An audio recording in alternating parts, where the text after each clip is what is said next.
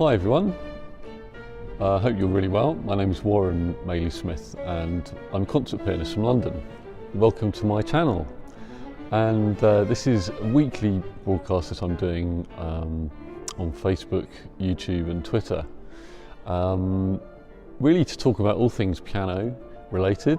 I'd love to hear from you guys with any questions at all that you've got about whatever it might be to do with piano playing. It could be to do with your practice, or to do with preparing for performances, or to do with repertoire, or anything at all, to be honest. So for today we're going to have our practice tip of the week, and I'm also going to answer some of your questions from the last couple of weeks that I haven't actually got around to doing so far, and also going to talk about some incredibly exciting things that are happening next year in this beautiful church, which is St Mary's on the Strand, St Mary le Strand, right in the centre of London's West End. So practice tip of the week, or practice tip of the day. This is obviously for any budding pianists out there who might be joining us today. And so last couple of weeks, we've talked a bit about playing from memory, practicing and learning pieces from memory. And also we've talked a bit last week about the dreaded scales and how useful they can be for our piano playing generally. But today I wanted to talk about another quite fundamental part of playing the piano, and that's playing staccato. It's something that, again, we're taught how to do, and we practice playing staccato versus legato right from our very first piano lessons. But I just wanted to, to say how important it is that we think in a little bit more detail about the mechanics of how we're playing staccato, because of course staccato is playing short, and it's all about the release of the note. But really just to draw attention to this idea that, so often when we're playing piano, we pull our hand away or pull our finger away very quickly in order to make it short. But really just the first thing that I'd say today is about just to remind yourself that actually the way that the piano keys are designed on all pianos is that, of course, it doesn't need any effort from us for the key to come back up. All we have to do is actually release our connection of the finger on the key, and it comes up by itself.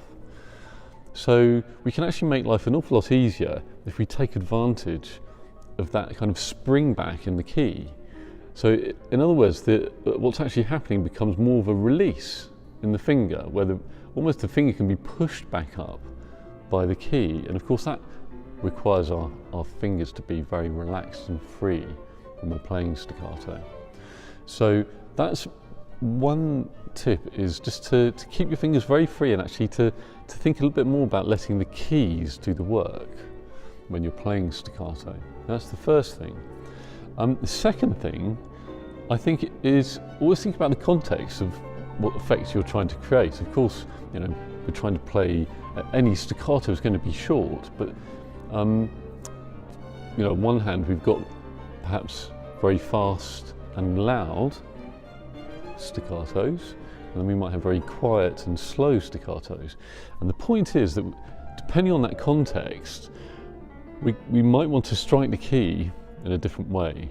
So it's just to make sure that we don't have one staccato touch fits all, because that isn't always going to be appropriate. So, for example, if we want to play very quickly and with a bit of strength behind, we're probably not just going to use our fingers, but we're going to actually utilise our wrist to do the staccato. Whereas if we were going to do a very kind of gentle series of staccatos, maybe with different fingers, we would just control it much more from either the tip of the finger or from the finger, one of these finger joints again, depending on the context. So what I'm going to ask you guys to do this week is to experiment with this idea of a wrist staccato. I think it's just an incredibly useful tool in our kind of toolkit of piano playing and piano technique. And I'm actually not going to today demonstrate this on the piano, or even though it's sitting behind me, because I've taken half an hour to set up my little camera just here. But perhaps, yeah, if you would like to see in a bit more detail, I can give some examples maybe on another week. But so the challenge is to make sure that when we decide to play with a wrist staccato, that we're not also kind of using our fingers.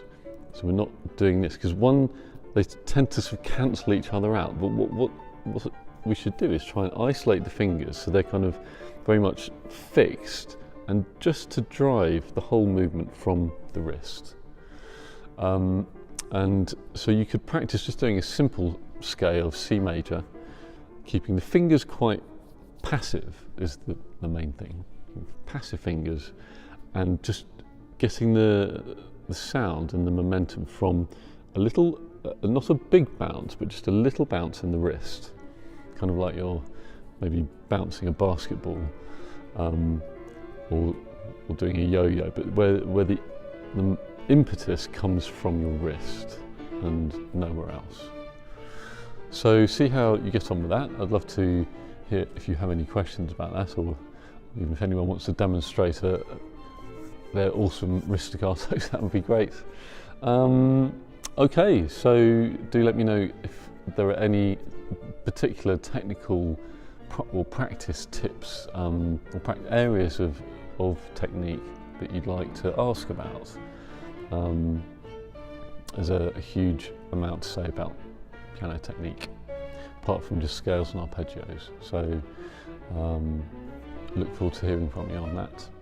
So we're going to skip now to some of your questions. There were two questions that I just wanted to very briefly kind of try and answer. And one of them was last week from Ophelia.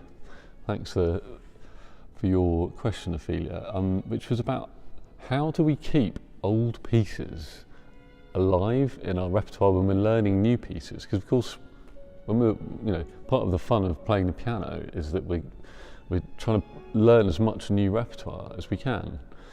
And I think one of the dangers is, I think maybe it stems from when we're learning our grades, when we're starting out, grade 1, 2, and we're going up to grade 8.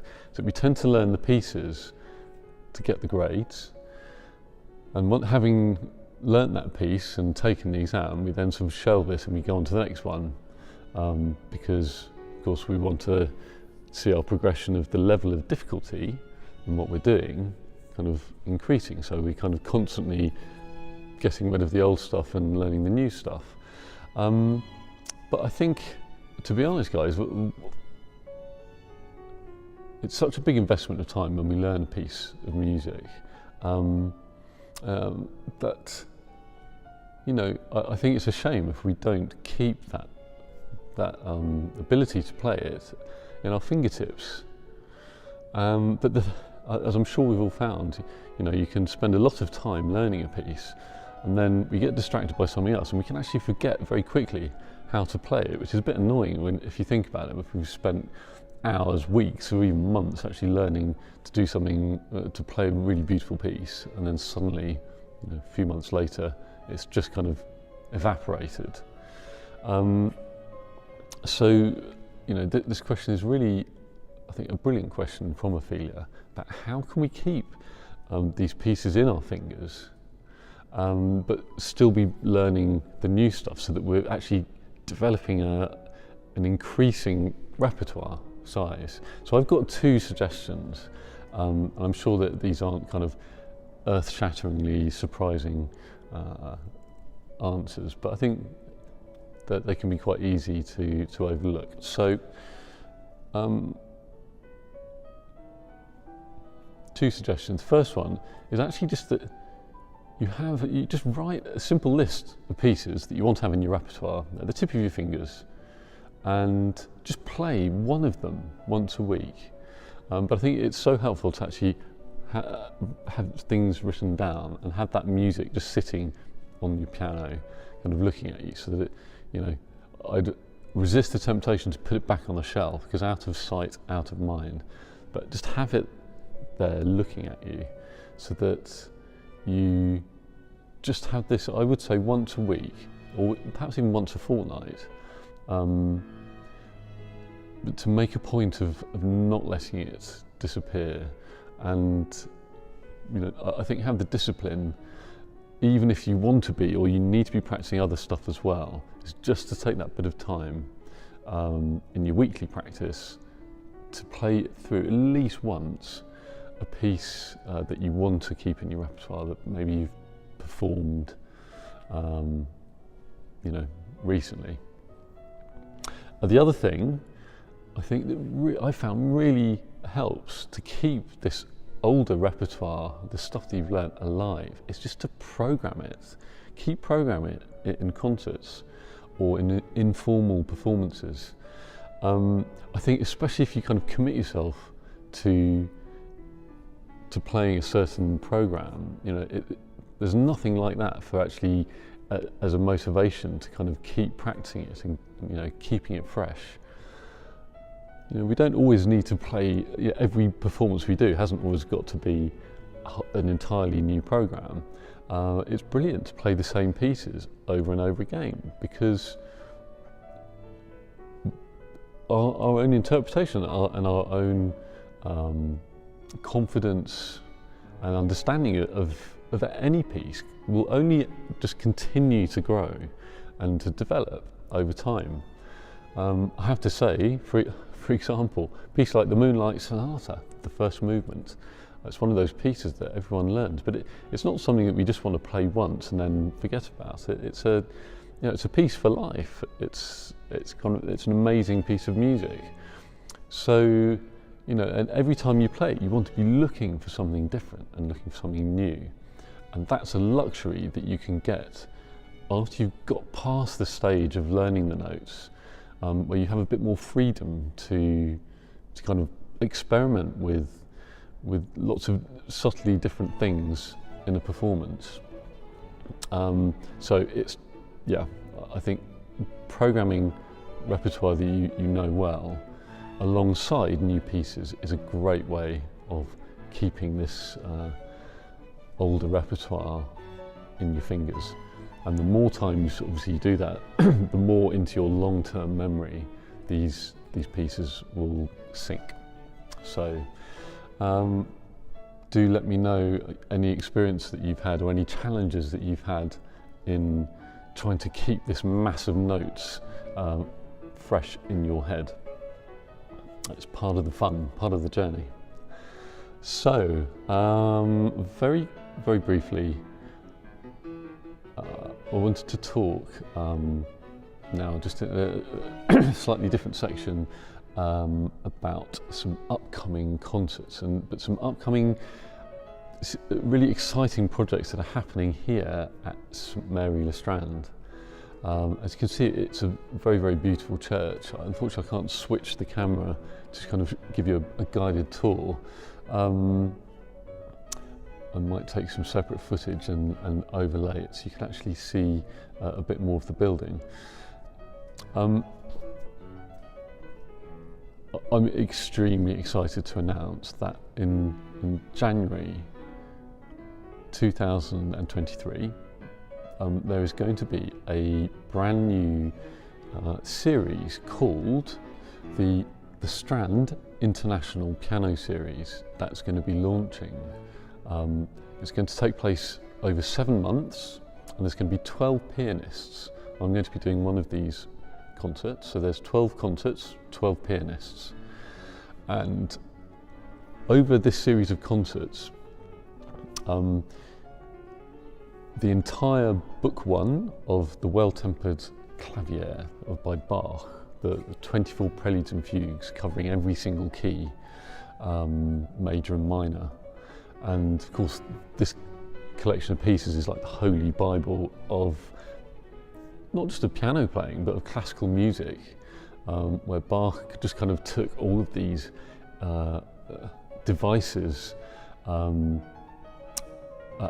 the time and just kind of condensed everything into this collection of pieces, and kind of just laid all the rules of Western classical harmony down in these pieces, and they're utterly stunning. So we just thought what a fantastic group of pieces to launch this series with. Now, what I'd love to do, very briefly, is just read out some of the phenomenal, the names of these phenomenal pianists who are going to be performing in this series. And would love to invite you guys to come along to as many of these concerts as you can. They're going to be on a Friday night, and there's going to be a free glass of wine. Each program is going to be an hour long, so starting at 6, from 6 till 7 p.m.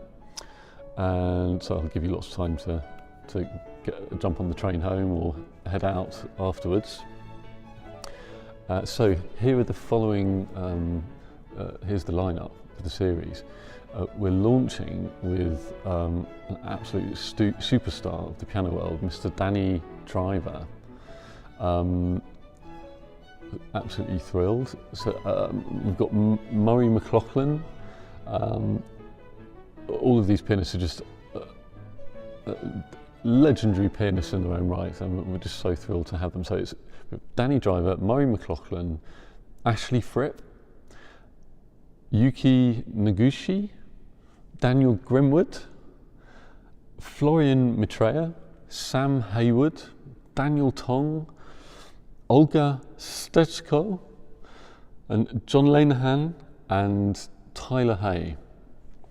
And each of these concerts, I can say with certainty, is going to be a breathtaking, mouth-watering event. So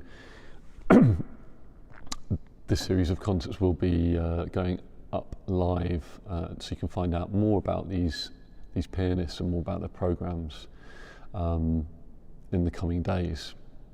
Anyway, you heard it here first. So I'm actually going to be performing it myself on Friday, this coming Friday, a totally separate concert, and I'm going to actually be playing the Moonlight Sonata. So it would be lovely to see you on Friday. There's 2 performances, one at 6 o'clock and one at 8 o'clock. So, without further ado, we're just going to finish with, there were a couple of questions last week that, there's one question I asked you, which was, who was Frank Bridges' most famous pupil? And I'm sure all of you would instantly know it was the great Benjamin Britten. And I always think it's lovely to kind of imagine these two giants of classical music being teacher and pupil, and of course they both had a huge amount of admiration and respect for each other. My question this week, it really is actually taking that same idea, that idea of having these giants of classical music basically being friends and in the same room as each other. And so I wondered if you could tell me, or just write down, what other composers were born in the same year as Chopin.